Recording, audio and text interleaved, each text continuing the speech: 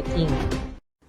คณะนำขันสูงแขวงจำปาสักแห่งสาธารณรัฐประชาธิปไตยประชาชนลาวเคลื่อนไหวเยี่ยมส้มอุโมงค์ใต้ดินกุจีเขตประวัติศาสตร์สำคัญทางตะเวนตกเสียงเหนือนครโฮจิมินห์กลางเดือนสิงหาคม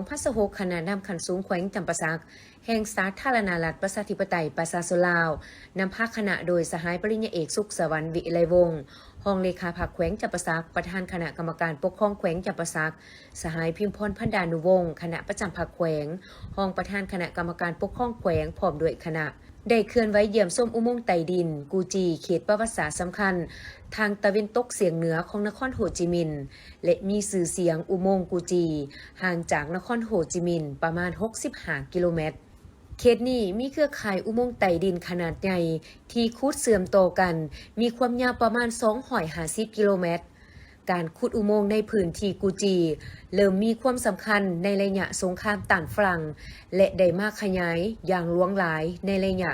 สงครามเวียดนามใต้อุโมงค์ถูกนำใส่เป็นบ่อนลบภัยบ่อนพักบ่อนประชุมโรงหมอ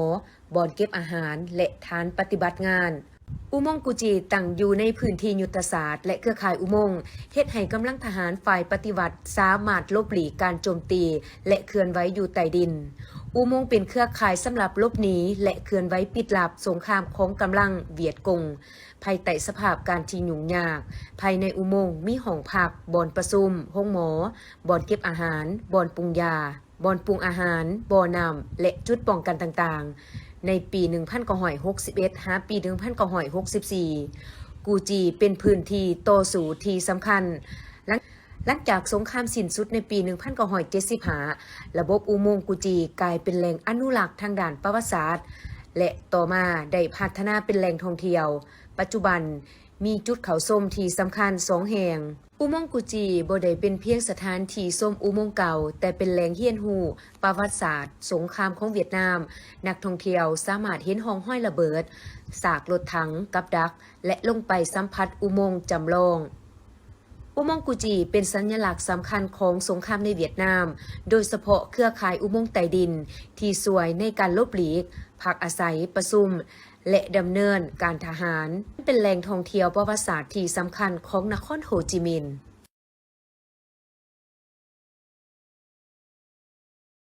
27กรกฎาคม2026นี้อยู่ที่วัดหลวงนครปักเซคณะกรรมการปกครองนครปักเซหัวมือกับองค์การพุทธศาสนาสัมพันธ์ลาวของการกสิกรรมและสิ่งแวดล้อมนครปักเซได้จัดพิธีปล่อยปลาลงสู่แหล่งน้ำธรรมชาติเนื่องในโอกาสวันอนุรักษ์สัตว์น้ำและสัตว์ป่าแห่งชาติวันที่13กรกฎาคมประจำปี2026เพื่อฟื้นฟูระบบนิเวศทางน้ำและส่งเสริมการอนุรักษ์ธรรมชาติอย่างยืนยงพิธีดังกล่าวได้รับความเมตตาจากพระอาจารย์ใหญ่มหาสุวรรณจันทราชประธานองค์การพุทธศาสนาสัมพันธ์ลาวแขวงจำปาสักเข้าร่วมเป็นประธานฝ่ายสงฆ์และให้เกียรติเข้าร่วมโดยทานปริญญาเอกอรุณไสสุนราชกรรมการศูนย์กลางพรรคเลขาพรรคแขวงประธานสภาประชาชนแขวงจำปาสักพร้อมด้วยคณะนำขันแขวงท่านนางมีนาพรไสสมภูห้องเลขาพรรคแขวงอัตปือพร้อมด้วยคณะทานปริญญาเอกบุญญาเดชท่องสวรรค์เลขาคณะบริหารงานพรรคนครมีคณะนำของแขวงประธานคณะกรรมการปกครองนครประธานคณะอำนาจการปกครองท้องถิ่นและพุทธบริษัทเข้าร่วมในพิธีทานนั่งพ่อพระไทยไสยวงศ์หัวหน้าของการกสิกรรมและสิ่งแวดล้อมนครปักเซได้รายงานการกะเกียมความพร้อมของการจัดกิจกรรมในครั้งนี้ว่าเพื่อปกปักรักษาคุ้มครองและพัฒนาสัตว์น้ำให้อุดมสมบูรณ์รัฐบาลได้กำหนดเอาวันที่13กรกฎาคมของทุกๆปีเป็นวันปล่อยปลาแห่งชาติเพื่ออนุรักษ์และปกปักรักษาและพัฒนาสัตว์น้ำให้อุดมสมบูรณ์ตามกฎหมายว่าด้วยสัตว์น้ำและการประมงฉบับเลขที่91/สพสลงวันที่17กรกฎาคม2023ฉะนั้นคณะพรรคและคณะกรรมการปกครองนครปักเซจึงได้ตกลงจัดตั้งพิธีปล่อยปลาขึ้นอย่างเป็นทางการโดยมีของการกสิกรรมและสิ่งแวดล้อมนครปักเซเป็นใจกลางจัดตั้งปฏิบัตินอกจากการปล่อยปลาลงในว่างสงวนปากเซแห่งนี้แล้วยังเป็นการสั่งขบวนการเพื่อเฉลิมฉลองวันขายวันเกิดของประธานสุภานุวงศ์ครบรอบ117 ปีวันสั่งตั้งสะพานมิตรหญิงลาวแห่งชาติครบรอบ71 ปีการจัดงานครั้งนี้เกิดขึ้นโดยความรับผิดชอบและการประกอบส่วนจากหลายภาคส่วนทั่วสังคมจากการนำภาษีนำอย่างใกล้ชิดของคณะพรรคกรรมการปกครองแขวง โดยได้มอบหมายให้คณะกรรมการปกครองนครปากเซ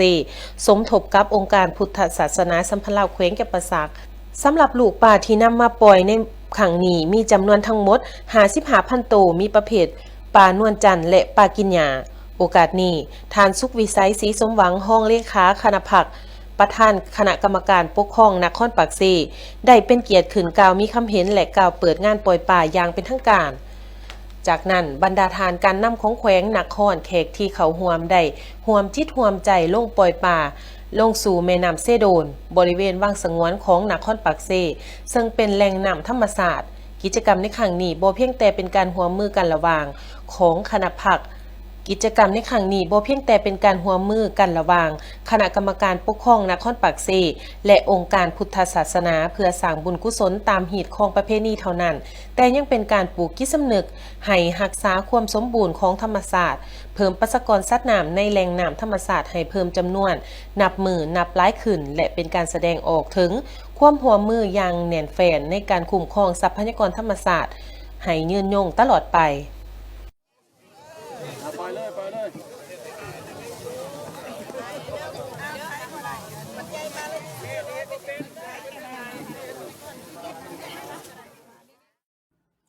กิจกรรมลงเยี่ยมยามภาคสนามด่านนิเวศกสิกรรมสำหรับสื่อมวลชนอยู่แขวงจำปาสักได้สำเร็จลงแล้วภายหลังได้จัดขึ้นในระหว่างวันที่28-31 กรกฎาคมนี้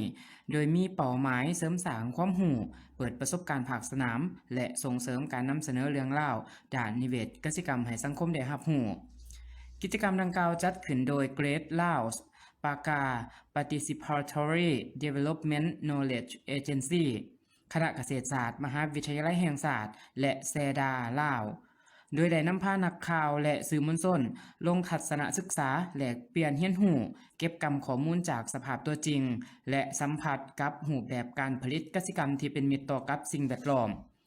ในโอกาสนี้คณะได้ลงเยี่ยมยามและแลกเปลี่ยนกับสวนกาแฟสุริสาของชาวหนุ่มผู้ประกอบการกสิกรรมอยู่บ้านพักกุดหน่อยเมืองปากซอง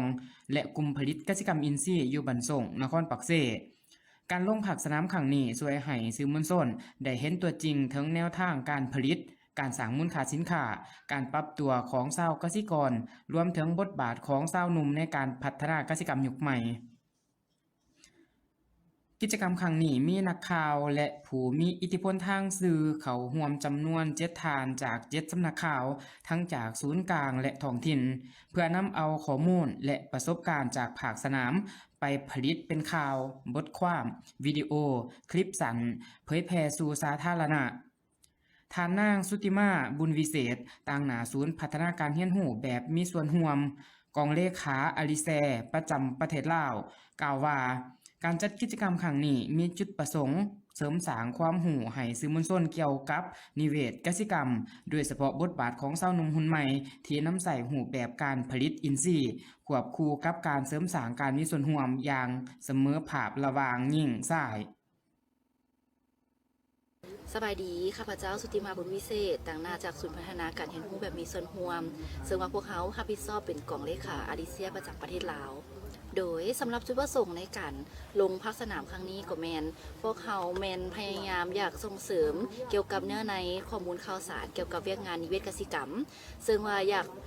ยากโปรโมทหรือว่าอยากส่งเสริมเกี่ยวกับวัยนุ่มหรือว่าพื้นที่ที่ว่ากำลังดำเนินเวียกงานนิเวศกสิกรรมเพื่อให้ชุมชนของพวกเขาได้รับรู้ข่าวสารโดยสำหรับการลงมาในครั้งนี้มันพวกเขามี2หัวข้อที่ว่าแตกต่างกันซึ่งแข่งจะประสากเป็นอีกหนึ่งพื้นที่ที่ว่าเป็นพื้นที่ที่มีความอุดมสมบูรณ์ทางด้านการปลูกกาแฟซึ่งว่าสวนสุริสาเองเป็นสวนของวัยหนุ่มที่เฮ็ดเกี่ยวกับธุรกิจกสิกรรมและอีกหนึ่งพื้นที่เป็นพื้นที่ของกลุ่มผลิตบ้านทรงซึ่งว่าเพิ่นเฮ็ดเกี่ยวกับการปลูกออร์แกนิกหรือว่าปลอดสารพิษนั่นเองโดยสำหรับนิเวศกสิกรรมเป็นอีกหนึ่งวิธีในการเฮ็ดกสิกรรมแบบยืนยงเพราะว่าเป็นการรวมเอาเทคนิคต่างๆบ่ว่าจะเป็นการหมุนเวียนมาใช้คืนใหม่การนำใช้ทรัพยากรอยู่ในพื้นที่ให้เกิดประโยชน์สูงสุดนอกจากนี้แล้วการเฮ็ดนิเวศกสิกรรมก็เป็นอีกหนึ่งช่องทางในการลดผ่อนการนำใช้สารเคมีหรือว่าปลอดสารเคมีในการเฮ็ดกสิกรรมเลยนอกจากนั้นการลงภาคสนามยังเป็นโอกาสให้แก่นักข่าวได้พบปะและสัมภาษณ์ผู้ผลิตโดยตรง เห็นขบวนการผลิตตัวจริง และสามารถนำเรื่องเล่าวจากภาคสนามมาถ่ายทอดให้สังคม เห็นถึงคุณค่าของกสิกรรมที่ยืนยง การผลิตอินทรีย์ และการอนุรักษ์ทรัพยากรธรรมชาติ การจัดกิจกรรมครั้งนี้บ่เพียงแต่เป็นการเพิ่มพูนความรู้ให้แก่สื่อมวลชนเท่านั้น แต่ยังเป็นขัวเสื่อมระหว่างนักข่าว นักวิชาการ องค์การพัฒนา และชาวกสิกร ในการแลกเปลี่ยนองค์ความรู้และประสบการณ์ เพื่อนำไปสู่การสร้างความรับรู้ใหม่ในสังคมลาว กิจกรรมดังกล่าวได้รับการสนับสนุนจาก Swiss Corporation แม่ของ AFD Agent Francis de Development และ European Commission ซึ่งเป็นภาคส่วนที่สำคัญในการส่งเสริมองค์ความรู้การเรียนรู้ภาคสนาม และการสื่อสารเรื่องราวด้านนิเวศกสิกรรมในสาธารณรัฐประชาธิปไตยประชาชนลาวให้เข้าถึงสังคมอย่างกว้างขวาง